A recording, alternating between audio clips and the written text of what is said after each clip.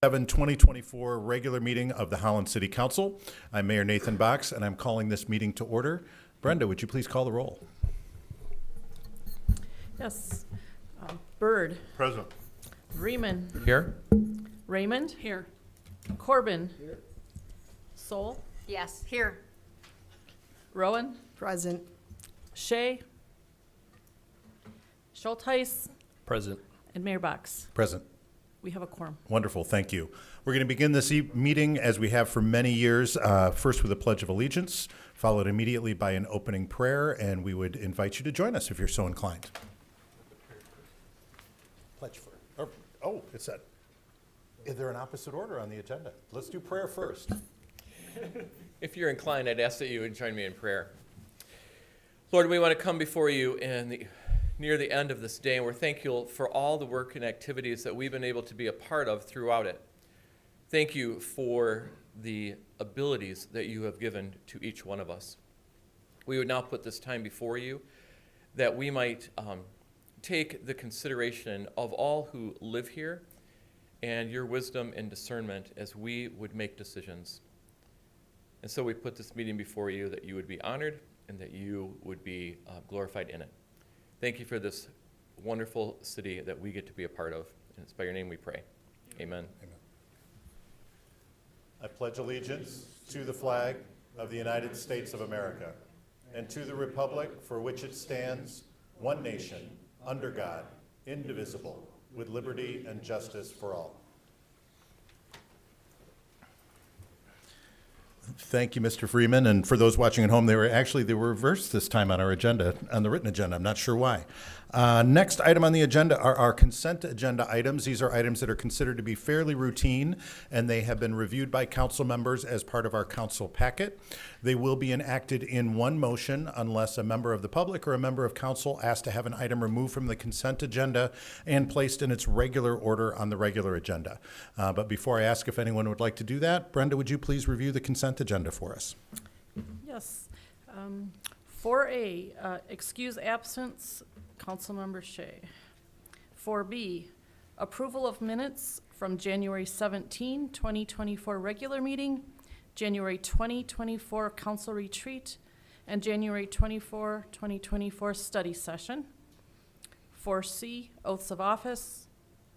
4D, planning commission, text amendments to the Unified Development Ordinance, final adoption to be February 21, 2024. 4E, claims filed against the city. 4F, from the city clerk, resort liquor license request, South Point Real Estate LLC. 4G, Parks and Recreation, adoption of resolution approving submittal of the 2024 Parks and Recreation 5-year plan update. 4H, Finance, the December financial reports. 4I, Finance, West Michigan Enforcement Team Burn Justice Assistant Grant, approval from October 1, 2023 through September 30, 2024. And 4J from Finance, the quarterly investment report. Great, thank you, Brenda. Is there any member of the public that would like to have an item removed from the consent agenda and placed in its regular order on the regular agenda? Seeing none. Any member of council that would like to have an item removed from consent and placed on the regular agenda? Seeing none there either. What is the pleasure of council in regard to the consent agenda? Move to approve the agenda as presented. Moved by Freeman. Is there support? Support. Support by Byrd. Any discussion? All those in, Kathy, would you please call the roll? That's Brenda. Brenda. Okay. Old That's habits. all right. Welcome. Hi, Brenda. Good to have you here. Thanks. Brenda, would you please call the roll? Okay, Byrd. Yes. Freeman. Yes. Raymond. Yes. Corbin. Yes. Soul. C, yes. Rowan. Yes, Brenda. Schultheis. Yes. And Mayor Box. Yes. Thank you. Motion passes. Great, thank you. Next item on the agenda is public comment. Under the Open Meetings Act of the State of Michigan, we provide the opportunity for members of the public to address council, both at our regular meetings, but also at every board, committee, and commission meeting. We do have guidelines that we ask you to follow. Each person is allowed to speak just one time. You're limited to 5 minutes. There are 3 lights on the dais in front of us. There's a green light, a yellow light, and a red light. The green light means you're doing well on time. The yellow light means you have 1 minute left, and the red light means that your time is expired, and we are strict about that. This is one-way communication. It gives you the opportunity to be able to speak to council. We don't engage in discussion at this time or answer questions at this time, but if there's a question that staff can reach back to you and answer, we would be happy to do that if possible. We also ask that you direct all of your comments to council and to speak into the microphone, because we do have folks that are watching at home that would love to hear what it is that you have to say. When you approach the microphone, please state the name and the municipality in which you live, because it's important for us to know whether you're a resident of the city of Holland or not. With that, is there anyone here who would like to address council at this time? If so, please come forward.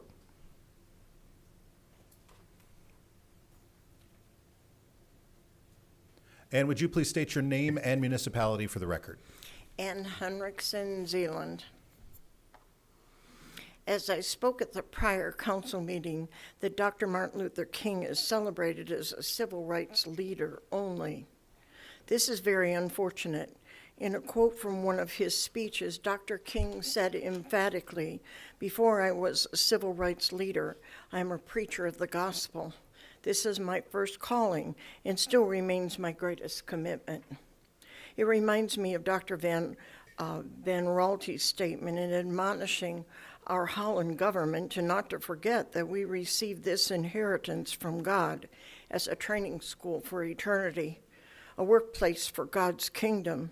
This shall prosper in your hands, provided God and his kingdom remain our precious portion in life. What has happened to Holland's 2024 celebration of Dr. King continues each year to become more and more a race-sexual movement rather than a movement of justice and faith. The warning from Dr. Van Raalte is clear. Our prosperity relationships are in our hands, provided God and his kingdom remain our precious portion in life. This is who Holland is. If Dr. King were alive today, he would have thousands of people protesting that he would be disqualified to speak on our own Holland Park bandshell. The City of Holland's policy is this: because of separation of church and state, no religious activity of worship can be allowed on property owned by the city. The city clerk assistant 2021 repeated this comment to Hispanic pastors and also to a ministry from Grand Rapids who requested the bandshell's use. 2022, the United States Supreme Court nullified the separation of church and state ruling of 1971. Null and void. It does not exist, yet it exists here in Holland today. City Council, are you going to do something about it internally, or do the citizens have to do something? This violates your very own ordinance.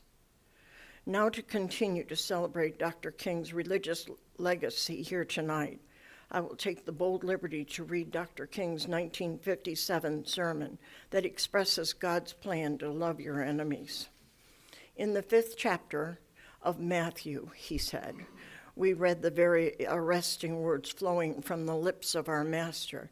Yet we heard that it has been said, "Thou shalt love thy neighbor and hate your enemy." But I say to you, love your enemies, bless them that curse you, do good to them that hate you, and pray for them that spitefully use you, that ye may be the children of heaven, Heavenly Father, which is in heaven. Now let me haste to say that Jesus was very serious when he gave this command. He was not playing. He realized that it is difficult to love persons who seek to defeat you or choose to say evil things about you. He was serious because it is our Christian and moral responsibility to seek to discover how we allow him to live out this commandment in our lives. I think the first thing is this: in order to love your enemies, you must begin by analyzing yourself. We have a few things to admit. We must face the fact an individual might dislike us because of something that we've done deep down in the past, some personality attribute that we possess, something we've forgotten about, but it was that very something that aroused the hate response within that individual. That is why I say begin with yourself, and this is what Jesus says. When it is that you can see the mote in your brother's eye, and not see the beam in your own eye. And this is the tragedy of human nature. So we begin to love our enemies by looking at ourselves. Second thing an individual must do in seeking to love your enemy is to discover the element of good in this enemy. And every time you begin hating that person, realize there is some good there and look at those good points. This simply means this, that within the best of us there is some evil, and within the worst of us there is some good. And when you look in the face of every man and deep down within him what religion calls the image of God, there you begin to love him in spite of no matter what he does. And I'll continue this next meeting. Now remember, Dr. King was preparing the black people to break the then present laws of discrimination. He was Mr. Mayor, that is them. 5 minutes. I'm sorry, your time has expired. Thank you. Is there anyone else who would like to address council at this time? If so, please come forward.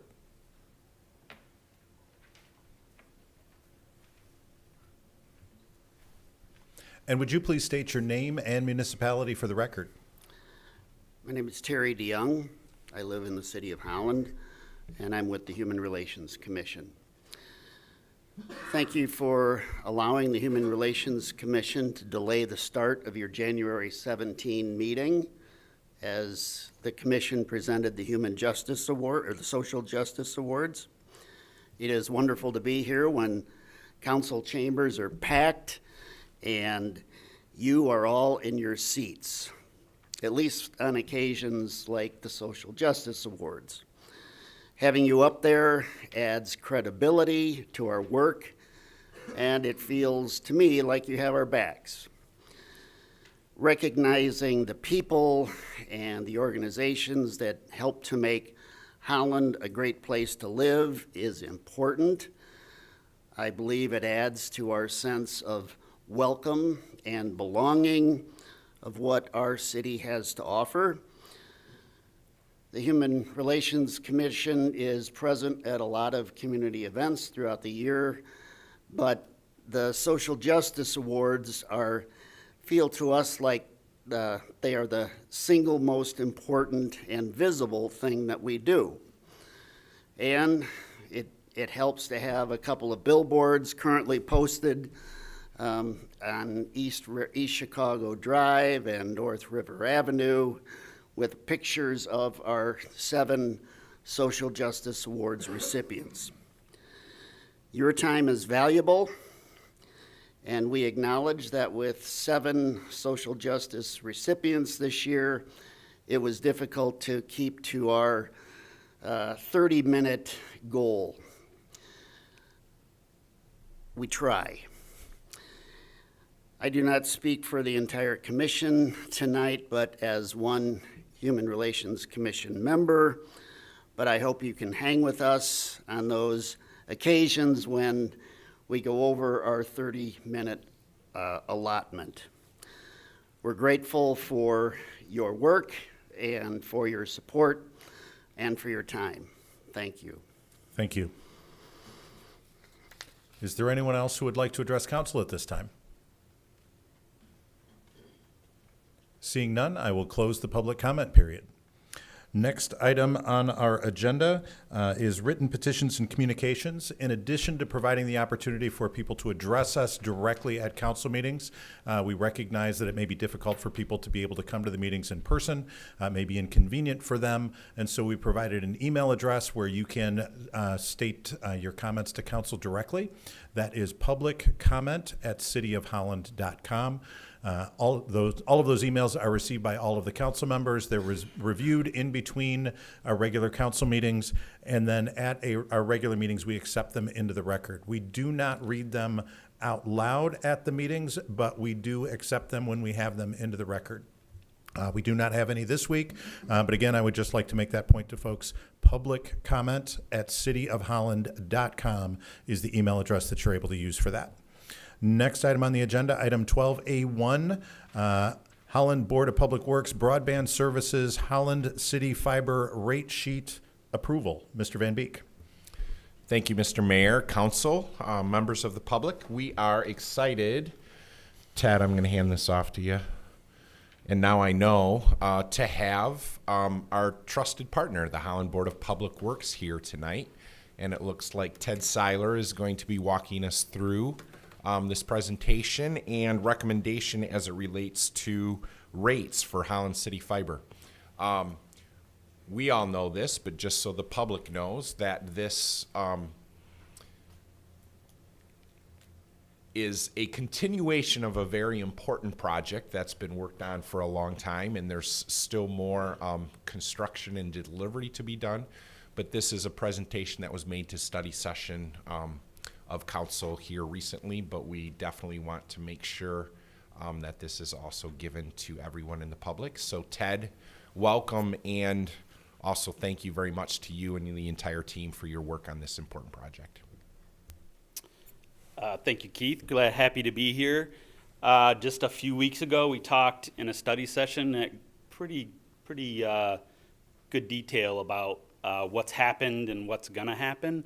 This is a much abbreviated presentation, so if there's something that I don't cover that you really want to make sure that folks are aware of, please don't hesitate to stop me and ask, and we can go into a little more detail on that. So just thanks to Pete Hoswell, who's the BPW Broadband Services Superintendent, and Bill Badran, who's our Services Supervisor. A lot of work from them and our whole team, really, and a lot of people at BPW to get where we are today. So let's move forward. So just a quick review of some of the major milestones that we've done already. Remember in August of 2022, and it doesn't seem like it's been that long ago, but it has been, there was a vote, and there was a positive vote from the community to move forward with building a high-speed fiber network throughout the city of Holland. Soon after that, we engaged CTC for owner's engineering services. We have a pretty small staff, so we needed help to complete this pretty big project. And one of the first things they helped us with was to get a request for proposal for about half of the materials that we needed for the project. If you remember at that time, there was a lot of concern about supply chain issues coming out of COVID, long lead times. We wanted to make sure that we had enough materials for the selected contractor to hit the ground running and get construction going.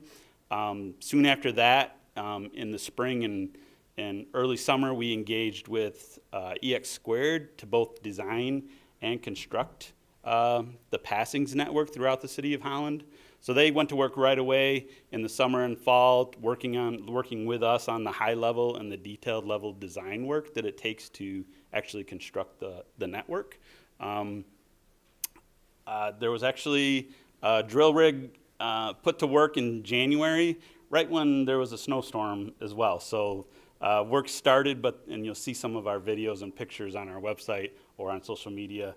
It was pretty snowy that time, but they continue work. So they're still out there. I think they're on 11th, near 11th and Van Rolte still right now. So they're working hard, and that's kind of where we sit today from a construction standpoint. And it's expected to be between 2 and 3 years of construction activities to get the whole passings network built. So this is just an example of what some of that detailed design looks like. That little box or octagon or hexagon, on the top left is our node. So each fiber hood, we're calling them, will have a node with all the electronics it takes to serve the folks in that fiber hood. And I'll show you a map in a little bit about how those fiber hoods are broken up within the city. And some are smaller because there's more dense, more customers. Those nodes can only serve a certain amount of customers in the electronics that are in that node. And some are larger because less dense parts of the city, of course. So remember, the vote was for the millage that would pay for the passings network. So all those lines there that you see in the backyards are part of the passings network. And then all those purple drops constructions are something that the BPW is going to handle and just pay for as part of the rate, which you're going to see here coming up for approvals. So here's a sneak peek at the fiber hoods. You can go on our website and see this very similar picture.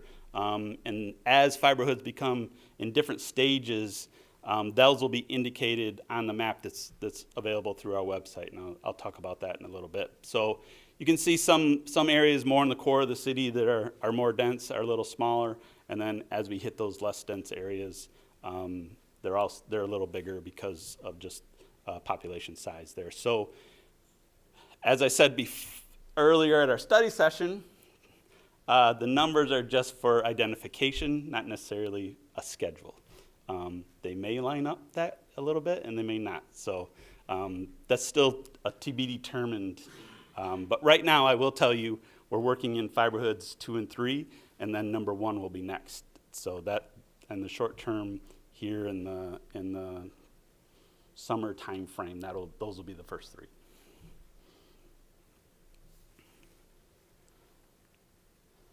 So the reason we're here today, and the rate sheet that is attached will have this same information on it. There's going to be two options for service. You can have a 2 gigabit per second internet service for $45 a month, and that includes everything. It includes your router that will supply you. You can always use your own, but that's a Wi-Fi enabled router. There's no data cap, no contract, no equipment fees. So that number that will be on your bill will be $45. The other option you can choose, and any customer can choose this, and there are businesses and both commercial and industrial, that are in the city limits that might need a higher bandwidth. So there is a 10 gig option as well, but any resident can also select the 10 gig if they really think they have a need for that. That's $125 a month. Same options below as far as everything that's included. So that'll be one fee that shows up on your bill. There's also some options to choose. So if you are downtown and you have a internet connection that really you rely on to get paid, let's say you're a retailer, you want to make sure that if we do ever have a problem, that you can get really immediate support. If you're home and at 10 o'clock at night something happens and you're not sure if it's us or not, you can probably wait till the morning without having to have an emergency and pay another $150 a month to make sure that's fixed. But also that's an option that you can select too if that's that important to you. So that's that 24/7 support. There's a service level agreement where we'll guarantee a certain amount of uptime for you, and we'll pay you if that's not the case. And then you also get one static IP address. So a lot of businesses, if they're doing business-to-business transactions or they have other networks that they need to talk to, they need a static IP address. So that also comes with that. If you need another additional IP address, you can do that for $3 a month. And then if you have a large house or a large business that you say you need some more coverage for your Wi-Fi, you can also rent that from us too for $5 a month extra.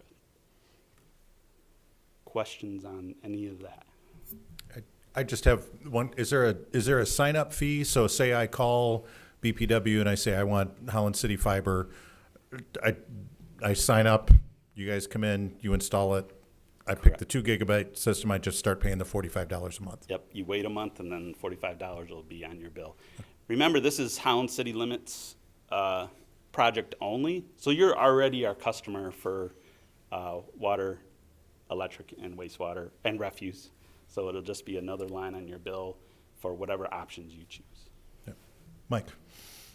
I know we talked about it at the study session, but could you just like briefly describe the installation that is included and Sure. not additional charge? Yeah. So the passings network, which is being built, and people will notice that it's either going to be in your front yard or your backyard, but that's not going to be the part that connects to your house. So when you sign up, and I think I heard Keith say, "Hey, I expressed interest," and you can do that through our website, which I'll talk about, or you can call us on the phone. and say- Fiberhood 7, Ted. Fiberhood 7. All right. I think that's really in the end. That's really in the end. So we'll call and make an appointment. Once you sign up, we can build that drop from the Passings network, and the Passings network has these connection boxes, so it's really easy connectorized to connect into that Passings network. Run that cable either underground or overhead, and if there's a connection would be in a box in the ground. If it's underground, overhead would be on the pole overhead, and it's going to follow your electric service. So if you have an overhead electric service, odds are you're going to have an overhead fiber service, and if you have an underground service, odds are you're going to have an underground service. I could see in some instances maybe having an underground service when you have an overhead electric service. I don't see the other way very, very often, if at all. So it's generally going to follow your electric service. Once that equipment is placed on the outside of your house, then we'll have another appointment to come in, because you don't have to be home for that piece.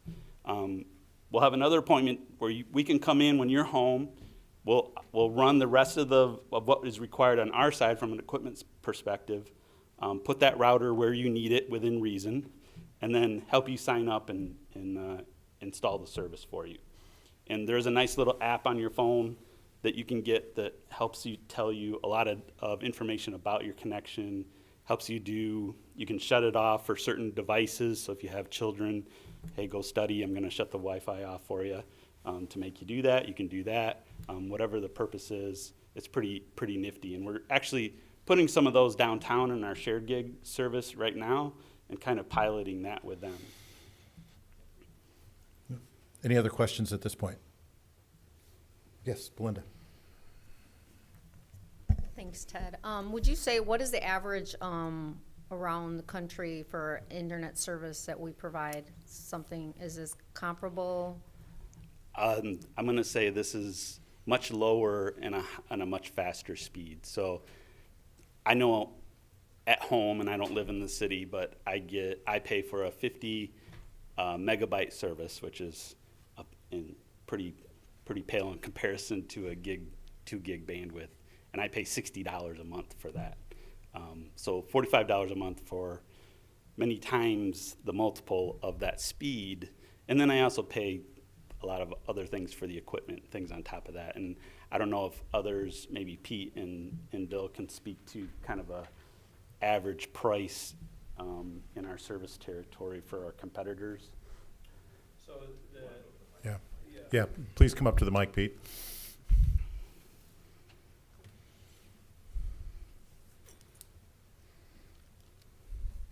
Google's your friend, Belinda, and I Googled it real quick. The average speed in America for broadband service is 256 megabits. We're talking about 2,000 megabits or 2 gigabits of speed. So 10 times faster than the average and much faster than much of America that has much less than 256. Now, for a cost standpoint, the average, I think, and this is more my experience, no data-driven analysis on this, but people pay from $50 a month for a low-speed connection to over $100 a month for 500. I pay personally at my house in Holland, I pay $100 for a 600 meg connection. So this will be less than half the cost and over twice the speed. And I appreciate that. And some people don't need the speed. I'm going to share, personal experience, people on a fixed income. Is there anything cheaper than $45, or would they have to seek the competitor that has something a little bit more? They're not looking for the speed. They're just looking for a basic service. Not all the bells and whistles. They don't need it to go fast because they're not technically savvy.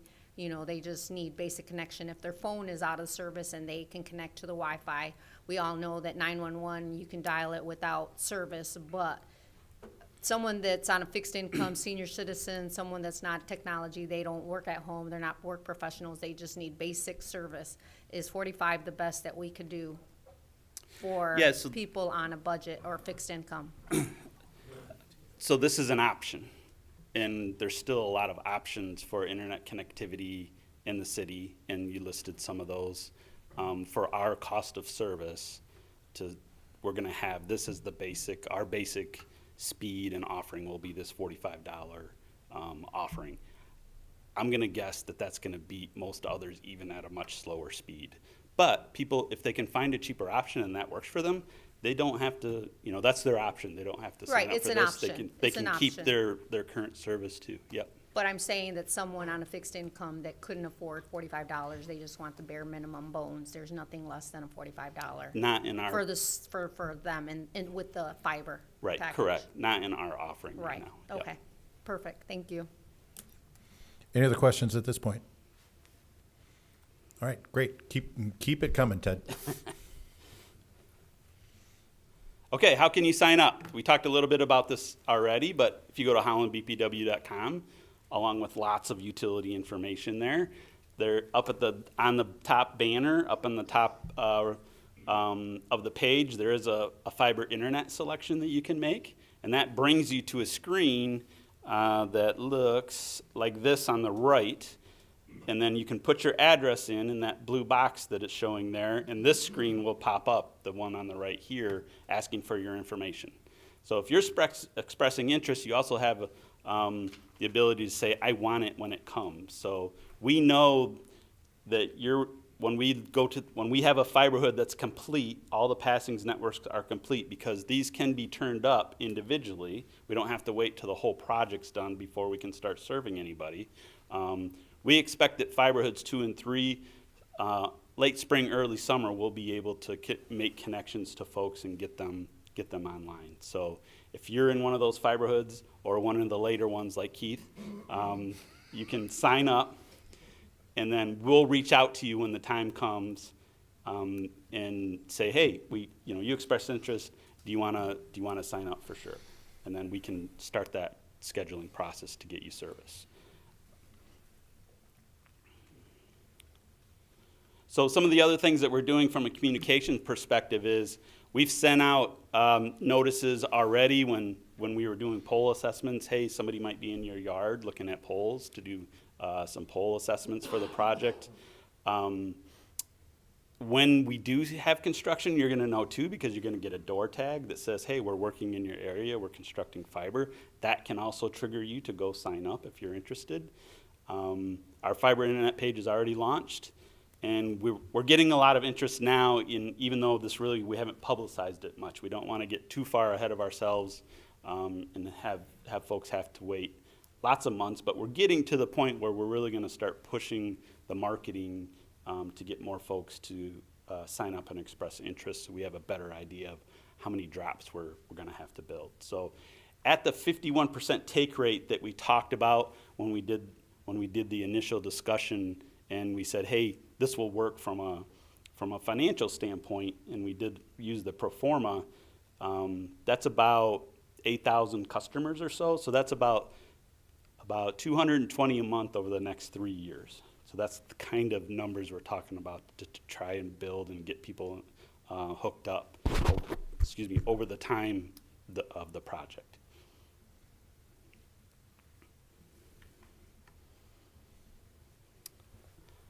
Any other questions? Any more detail that I can? Any other questions from council members? I just want to make sure I've got the information correct. Sure. Ted, so I want to do a quick summary. So it's 2 gigabits up and down for $45 a month. Correct. No connection fee. Correct. No contract. No sign-up fee. If I live in a neighborhood other than Keith's, and unfortunately I live in Keith's neighborhood, could go on, could be started up and turned on as early as this spring or summer, looking at 2 to 3 years for the full build out across. People of City of Holland do not have to sign up for this, but this is an option that we're giving them to be able to do that. Great summary. Okay, and a couple other things. Half the cost, twice the speed of what the average is out there, according to what? According to Google. According to Google, as Googled by Mr. Hoswell.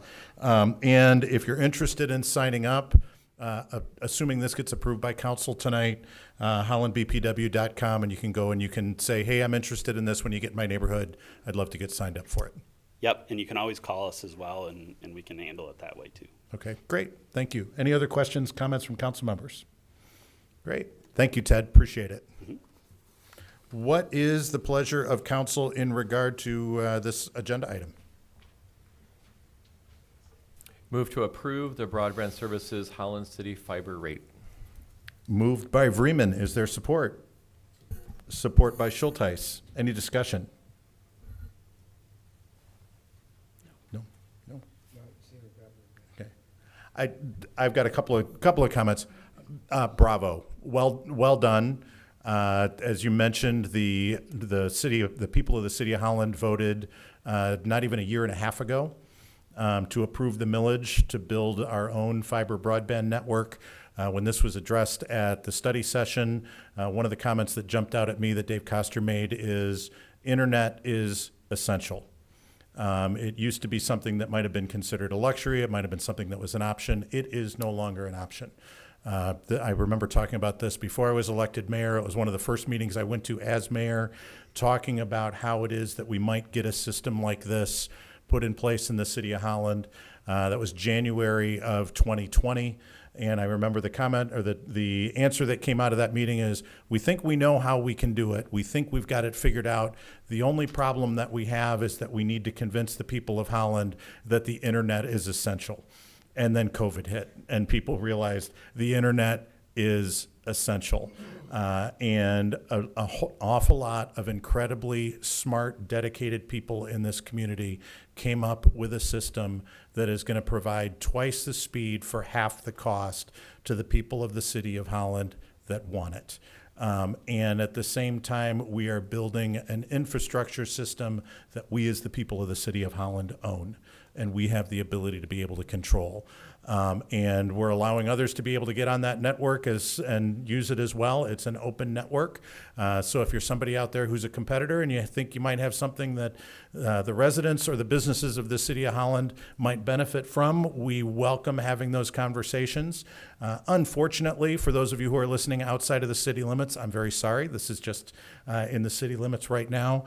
But I could not be more impressed with what the great people at the Board of Public Works have been able to come up with in getting this built, getting it built well, getting it built quickly, and providing service. And I have absolutely no doubt that they will rise to the challenge that I put to them, which is I would love to see signing up for internet being as easy as calling the BPW to get your water turned on when you get a new house or apartment, or your electricity turned on, or your wastewater. And they have told me that they think that that is definitely an achievable goal. And I think that the people of the city of Holland are going to be impressed because the BPW does amazing, amazing work. Brenda, would you please call the roll? Yes. Freeman. Yes. Raymond. Yes. Corbin. Soul. Yes. Rowan. Yes. Schulteis. Yes. Bird. Yes. Mayor Box. Yes. Motion carries. Great, thank you. Next item on the agenda, item 12E 6.1, gifts. Brenda, would you please review the gifts for us? Okay, the manager's office is pleased to report the following gifts. To Parks and Recreation, the Sal Perez Youth Scholarship Program, donations of $1,615 and $297. Also, Parks and Recreation, $1,211.89 was collected from the 2023 softball tournament fundraiser held in April of 2023. Also, Parks and Recreation, the mother-son date held in January 2024, received an in-kind donation from Sperry's of Holland and an in-kind donation from Peach Wave.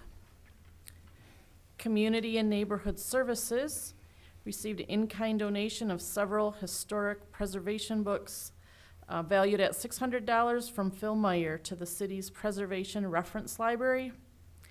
And the Department of Public Safety Police Division received a $2,000 donation from Catherine Hobbs to support the canine team. It's recommended these donations be accepted with appreciation, credited to the appropriate account, and an expression of gratitude be forwarded to the said donors. Great. Thank you, Brenda. What is the pleasure of council in regard to the gifts? Move to approve. Move to approve and accept the gifts. Is there support? Support by Rowan. Any discussion? All those in favor say aye. Aye. All opposed, same sign. Motion carries. Next item, item 13, communications from the city manager. Yes, Mr. Mayor, 3 things tonight, quickly. One, you'll notice, and anyone that was expecting, we did administratively remove one item from the agenda tonight that you may have noticed was on the agenda. Our board rules do allow the city manager to remove that, so the hearing for the rezoning on Lincoln Avenue was removed, not because I removed it in that sense, but the applicant asked to remove it, and we do expect that that will come before us at a later date. So just because it was on the agenda, some of you maybe had read and prepared for that, we did remove that from the agenda. Next week, I guess there's a lot of thing happening on Wednesday. It's Valentine's Day. I think it's Ash Wednesday. It's my wife's birthday too. And there's nothing otherwise planned, so we are not having a study session next week. Seems like enough good reasons right there. And partly, we're very busy in City Hall right now. We always are, but it is budget season, so we are having budget meetings one after the other, it seems like right now. So doing the work of preparing that. And just a reminder, we always, when we hit the 1st of April, you will have a city manager recommended budget. We usually, the first cut of that is the budget in brief, where it's a overview, a little bit shorter version, and then you'll get the longer versions as we get into April. And then we have 2 budget review sessions, more towards the middle, latter half of April. And then we hold the public hearing and hope to get your approval after other recommendations and conversations the first meeting in May. And that's what's keeping us busy right now at City Hall. Great. Thank you very much. Appointments, communications from the mayor. I do have a proclamation this evening declaring February as Black History Month. Whereas Black History Month was established by the U.S. Congress in conjunction with the U.S. Bicentennial in 1976, and whereas during Black History Month as a nation, we celebrate the achievements and contributions made by Black Americans to our economic, educational, cultural, spiritual, social, political, and scientific innovation. And whereas Black History Month is an opportunity to celebrate and honor this diversity and foster belonging and inclusion through focused learning about the history and legacy of Black Americans and the important contributions to the growth and prosperity of our city, state, and country.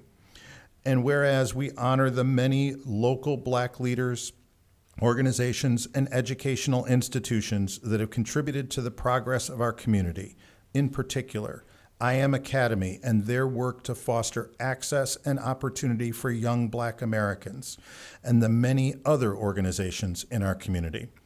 And whereas we acknowledge this time to not only build greater understanding of the historical context of discrimination and marginalization often faced by Black Americans, but to build opportunities and channels for change. And whereas, as a city, we are committed to build a culture of learning and aspire to be a channel of peace for the greater good of our city, county, state, and our great nation. Now, therefore, I, Nathan Box, by virtue of the authority vested in me as the mayor of the city of Holland, Michigan, and members of the Holland City Council, do hereby proclaim and observe February 2024 as Black History Month, and encourage all residents to celebrate our diverse heritage and culture, participate in learning opportunities, and continue our efforts to make Holland an inclusive community for all. Given under my hand and the seal of the City of Holland, this 7th day of February, 2024, Mayor Nathan Box. And that is all I have this evening. Appointments, motions, communications from council members. Mr. Byrd. Yes, first of all, thank you for the proclamation. As a black man, as an African American here, I appreciate that. One of the things that I've done on council is each Black History Month on our public meetings, I would read about inventors, black inventors throughout our history. And I'm going to continue that tradition. Patricia Bath, born in 1942 in Manhattan, New York, and she passed away in San Francisco in May 2019, was an American ophthalmologist and humanitarian who invented the laser phaco probe, a device for cataract surgery.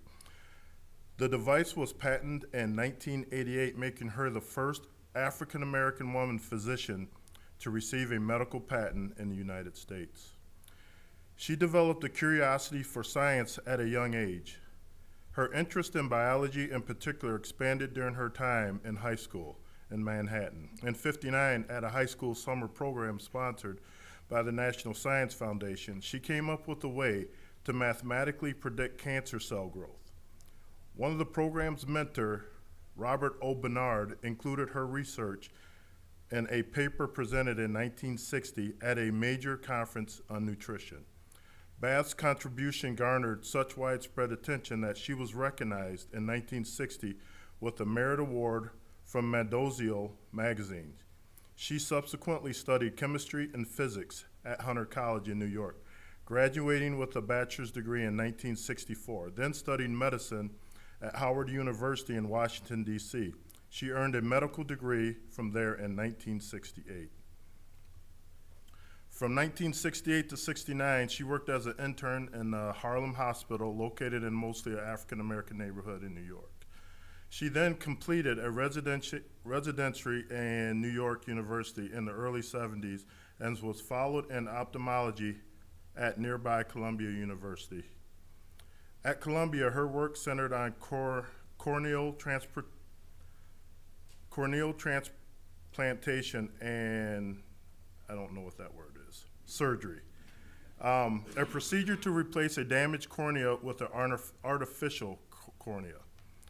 In 1974, Bath took a position as an assistant professor of ophthalmology at the Jules Steins Eye Institution at the University of California, and as an assistant professor of surgery at Charles R. Drew University of Medicine and Science, also in Los Angeles. The following year, she joined the faculty of the Department of Ophthalmology at the Institute, becoming the first woman faculty member there. Bath was named head of the Ophthalmology Residence Training Program at Drew University in 1983. The promotion made her the first woman to lead an ophthalmology residence program in the whole United States. Bath worked with patients diagnosed with cataract, cloudy, or opaque areas in the lens of the eyes that, if left untreated, led to blindness, inspired her to develop a new surgery technique. She realized the laser technology could be used to remove cataracts. Beginning in 1981, she spent almost 5 years researching and developing the laser phaco probe and technique. She filed a patent for the device in 1986. The patent was awarded 2 years later. Since then, her approach has been used to improve or restore the vision of millions of cataract patients worldwide. Bath earned numerous awards and honors during her career. She was inducted into the Hunter College Hall of Fame in 1988. In 1993, she was named a Howard University Pioneer in Academic Medicine. That year, Bath retired from the UCLA Medical Center and was the first woman elected to the center honorary medical staff. Following her retirement, she became interested in telemedicine and promoted its use in remote areas with limited health care and resources. And that's just a little bit about the life of Patricia Bath. Great. Thank you, Mr. Byrd. Any other comments, communications, motions from council members? Yes, Ms. Rowan. I just have a brief comment to the gentleman that came up and acknowledged the Social Justice Awards. I just wanted to say what a pleasure it was to be a part of that. That was my first time witnessing that event. And the recipients and their speeches and the crowd, it was very inspirational. And I, too, enjoyed seeing the billboard on Chicago Avenue. So thanks for coming up and speaking to us today about that, but it was it was our pleasure as well. Any other motions, communications from council members? Seeing none, there's just one more motion I would entertain at this time. Move to adjourn. Moved by Vreeman, is there support? Support by Rowan. All those in favor say aye. Aye. All opposed, same sign. We are adjourned. Thank you all.